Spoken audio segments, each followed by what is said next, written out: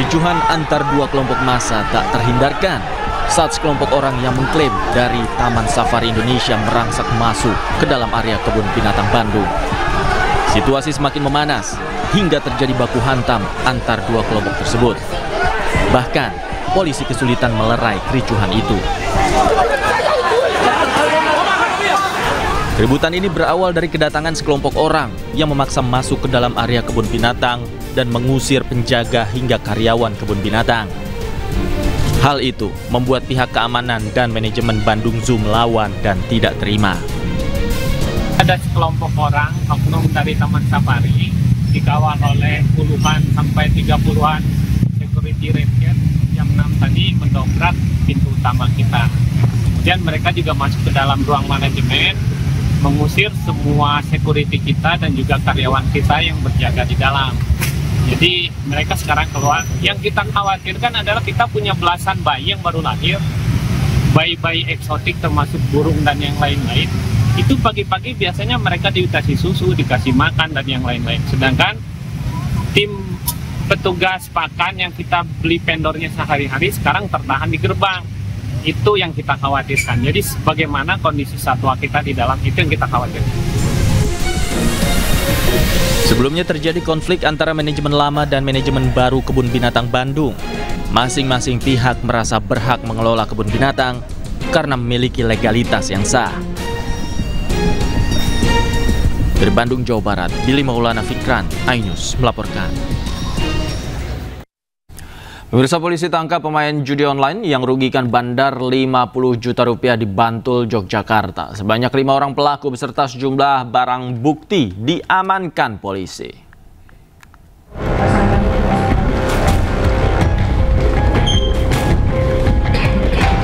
5 anggota sindikat judi online ditangkap tim di Treskrimsus Polda Daerah Istimewa Yogyakarta. Kelima pelaku ini diduga karena merugikan situs judi online sebesar 50 juta rupiah. Polisi tangkap kelima pelaku di sebuah markas besar para pemain judi online di kawasan Bantul, Yogyakarta. Kelima pelaku yang ditangkap ini bukan bandar, namun pemain yang memanfaatkan algoritma situs judi online demi keuntungan pribadi. Aktivitas ilegal ini telah berlangsung sejak November 2024.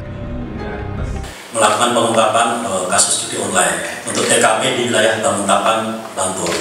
Kemudian pada tanggal 10 Juli tahun 2025. Pada saat kita amankan dalam tertangkap tangan itu diamankan 5 orang tersangka, yaitu RDS, NF, EN, DA, dan TA. Mereka memiliki peran masing-masing. Jadi kelima ini kalau istilah mereka menyebut adalah player atau pemasang. Sebagai perannya untuk RDS ini adalah bosnya. Dia yang menyiapkan link atau situsnya, dia mencari, kemudian menyiapkan PC-nya, kemudian menyuruh 4 orang karyawannya untuk masang judi online. Kemudian dia mencari promosi di situs-situs web judi online itu. Dia menurut pengakuan tersangka itu adalah keuntungannya mengambil dari fee atau yang ada promosi tadi setiap pembukaan akun atau situs-situs akun yang baru itu. Jadi dia omsetnya itu sebulan bisa 50 juta. Selain menangkap pelaku, polisi juga menyita sejumlah barang bukti, diantaranya komputer, uang tunai, kartu SIM baru, cetak mutasi rekening pelaku, serta handphone. Akibat perbuatannya, kelima pelaku terancam hukuman maksimal 10 tahun penjara dan denda maksimal 10 miliar rupiah. Dari Sleman, Yogyakarta, Heru Trijoko, iNews melaporkan. Keluarga almarhum Arya Darupangayunan, diplomat Kementerian Luar Negeri yang meninggal dunia di kamar indekosnya di Menteng, Jakarta Pusat, yakin bahwa Arya tidak bunuh diri. Selain keluarga, tetangga almarhum Arya juga meragukan keterangan polisi karena almarhum dikenal sebagai tetangga yang baik dan memiliki karir yang baik dalam pekerjaannya.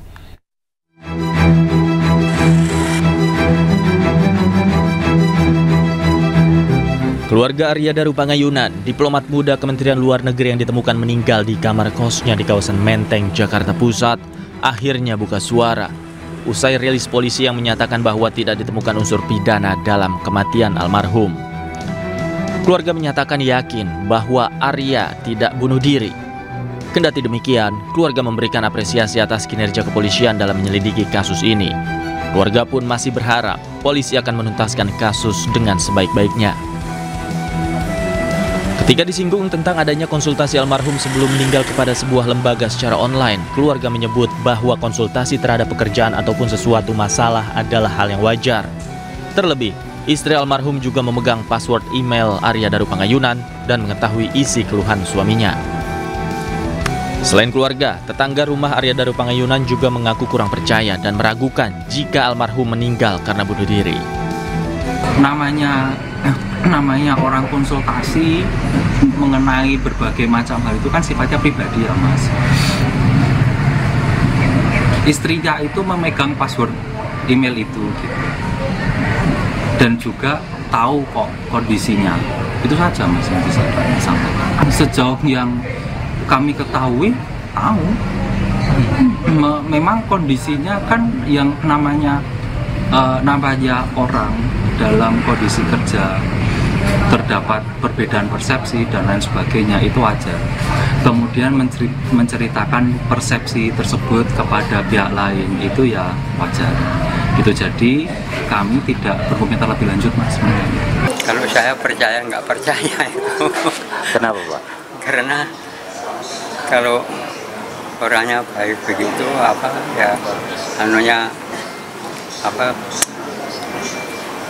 orangnya baik-baik dan ininya ya gimana ya, karirnya juga bagus gitu. Karirnya bagus. Saya kira ya nggak akan bunuh diri lah. Sebelumnya dalam rilis polisi pada Selasa 29 Juli lalu, disimpulkan bahwa indikator kematian Arya Daru mengarah pada indikasi meninggal tanpa keterlibatan pihak lain, serta tidak ditemukan unsur pidana. Dengan kata lain, Arya Daru mengakhiri hidupnya sendiri. Dari Bantul, Yogyakarta, Trisna Purwoko, iNews melaporkan. Pemirsa, tim Satgas Pangan Polri melakukan rekonstruksi beras premium oplosan di gudang PT Padi Indonesia Maju, anak perusahaan Wilmar Group di Serang, Banten. Polisi juga menyita 58,9 ton beras premium oplosan dan sejumlah alat mesin produksi.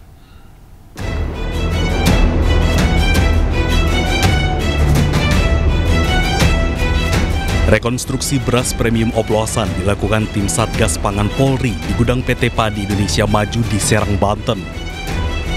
Rekonstruksi dilakukan untuk melihat langsung proses pengoplosan beras premium yang menghantui masyarakat. Polisi sebelumnya telah menyita lebih dari 13.000 karung beras dan 58,9 ton beras patah serta sejumlah beras premium berbagai merek mulai dari Sania, Fortune, Sofia, dan SIIP yang sudah siap edar. Dari hasil pengujian, keempat merek tersebut terbukti memiliki komposisi yang tidak sesuai standar beras premium. Kepala Satgas Pangan Polri, Brigjen Pol Helvi Asegaf, menyatakan pihak manajemen kooperatif dan sampaikan banyak hal untuk kepentingan penyidikan Satgas Pangan. Kemudian perlu kami sampaikan bahwa manajemen cukup kooperatif dengan kita, sudah menyampaikan banyak hal terkait dengan processing ini dan menginformasikan kepada kita banyak hal juga untuk kebutuhan penyidikan. Kami berharap supaya apa yang menjadi temuan kita tadi segera diperbaiki, ya, diskusikan dengan manajemen supaya produksi ini bisa betul-betul maksimal sesuai dengan komposisi yang dipromosikan kepada masyarakat, khusus untuk produksi beras premium dengan standar kualitas yang baik. Selain beras, polisi juga menyita sejumlah mesin produksi beras oplosan. Dari Serang, Banten, Hadisti Arifah Sadusanto, iNews melaporkan. Komisi Pemberantasan Korupsi akan memanggil mantan Menteri Pendidikan, Kebudayaan, Riset, dan Teknologi Nadiem Makarim pada besok. Nadiem dipanggil KPK terkait penyelidikan kasus Google Cloud dan dijadwalkan hadir pukul 9 pagi Kamis esok 7 Agustus 2025. Waktu pengadaan Google Chrome ini terjadi saat pandemi COVID-19. Google Cloud digunakan untuk penunjang pelaksanaan kegiatan belajar mengajar yang dilaksanakan secara online. Pengadaan Google Cloud ini pun diduga memakan biaya yang besar.